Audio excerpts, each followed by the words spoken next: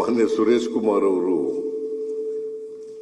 ಹಿರಿಯ ಸದಸ್ಯರು, ಅವರು ಮಾತನಾಡೋಕ್ಕೆ ನಮ್ದೇನು ತಕರಾರಿಲ್ಲ.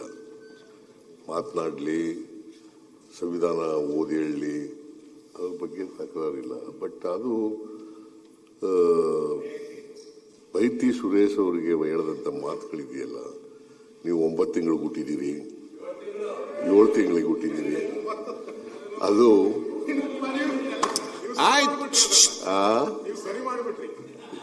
ಎಲ್ಲ 7 ತಿಂಗಳಿಗೆ ಹುಟ್ಟಿರೋದು ಅನ್ನೋದು ಇದೆಯಲ್ಲ. ನನಗೆ ಜಾನೇಂದ್ರ ಅವರೇ ಎಂತ ಕೆಲಸ ಸುಮ್ಮನೆ ಆಯ್ತು, ಸುಮ್ಮನೆ ಅದೆಲ್ಲ ಹೇಳ್ತಕ್ಕಂಥದ್ದು ಸರಿ ಇಲ್ಲ. ಅದು ಕಡತಿನ ತೆಗೆದಾಕಿ ಅವರು ಈಗ ಹೇಳಿದ್ದಾರೆ, ವಾಪಸ್ ತಗೋತೀನಿ ಅಂತ ಹೇಳಿದ್ದಾರೆ. ಸಾಕು, ಅಷ್ಟಕ್ಕೆ ನಿಲ್ಸೋಣ, ಮುಂದೆ ಹೋಗಿ. ಅದನ್ನ ಕರೆದ ತೆಗ್ತಾ ಮೊನ್ನೆ ಸಭಾಧ್ಯಕ್ಷರೇ, ಕಾನೂನು ಸಚಿವರು ಆರ್ಟಿಕಲ್ 163ನ ನೀವು ಉಲ್ಲೇಖ ಮಾಡಿದ್ದೀರ. ಅದರಲ್ಲಿ ಹೀಗೆ ಹೇಳುತ್ತೆ, there shall be a council of ministers with the chief minister at the head to aid and advise the governor in the exercise of his functions, except in so far as he is by or under this constitution required to exercise his functions or any of them in his discretion. ಇದು ಒಂದು ಪದ ವಿಶೇಷವಾಗಿದೆ. Next ಹೇಳ್ತಾರೆ, ದಯವಿಟ್ಟು ಮುಂದಕ್ಕೆ ಓದಿ. Discretion ಸಂಪೂರ್ಣ ವಿವೇಚನೆ ಪೂರ್ತಿ ಸತ್ಯ ಪೂರ್ಣವಾಗಿ.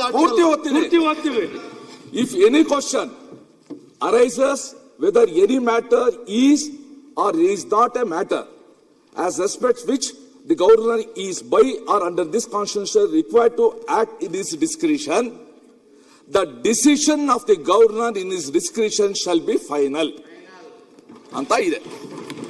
ಈಗ ಜಸ್ಟ್ ಈಗ ಈ ನೀವು ನಿಮ್ಮ ಗವರ್ನರ್ಸ್ ಅಡ್ರೆಸ್ ಅಲ್ಲಿ, ನಿಮ್ಮ ಗವರ್ನರ್ಸ್ ಅಡ್ರೆಸ್ ಅಂತ ಹೇಳಿದ್ದೀನಪ್ಪ ಬಾಲಕೃಷ್ಣ, ಗವರ್ನರ್ಸ್ ಅಡ್ರೆಸ್ ಈಗ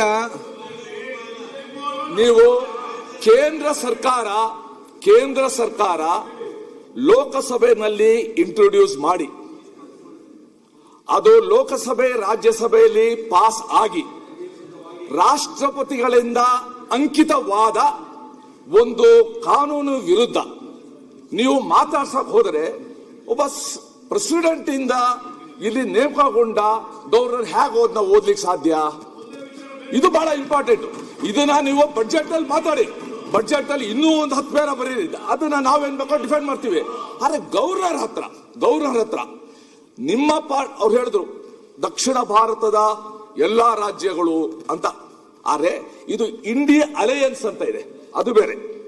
ಎಲ್ಲಾ ರಾಜ್ಯಗಳು ಇಂಡಿಯಾ ಅಲಯನ್ಸ್ ಅಲ್ಲಿ ಇಲ್ಲ. ಆದ್ರೆ ಒಂದು ಪಾರ್ಲಿಮೆಂಟ್ ಅಲ್ಲಿ ಪಾಸ್ ಆದ ಒಂದು ವಿಧೇಯಕ ಕಾಯ್ದೆಯಾಗಿ, ಅಂದ್ರೆ ರಾಷ್ಟ್ರಪತಿಗಳ ಅಂಕಿತ ಆದ್ಮೇಲೆ ಅದರ ವಿರುದ್ಧ ನೀವು ರಾಜ್ಯಪಾಲರ ಹತ್ರ ಮಾತಾಡ್ಸ ಟ್ರೈ ಮಾಡ್ತೀರಲ್ಲ, ನಿಮ್ಮ ಧೀರತ್ವವನ್ನ, ನಿಮ್ಮ ವೀರತ್ವವನ್ನ, ನಿಮ್ಮ ಬಣ್ಣತನವನ್ನ ಮೆಚ್ಕೋಬೇಕು. ನೀವು ಮಾಡಿಲ್ವಾ? ಸುರೇಶ್ ಕುಮಾರ್ ತಾವು ಹೇಳಿದ್ದಾರೆ, ನಿಮ್ಮ ಸರ್ಕಾರದಲ್ಲಿ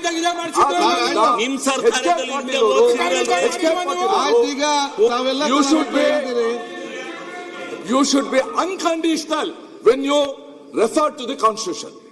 You cannot be conditional. So ಅದಕ್ಕೋಸ್ಕರ ನೀವು 175, 176 ಏನ್ ಹೇಳ್ತೀರಾ, ಅದೇ ತರ 163(2) ಕೂಡ ನೋಡಿ, it is left the discretion of the governor. ನಾನು ಏನ್ ಹೇಳ್ಬೇಕು ಅದು ಹೇಳ್ತೀನಿ, ಅಡ್ರೆಸ್ ಮಾಡಿ.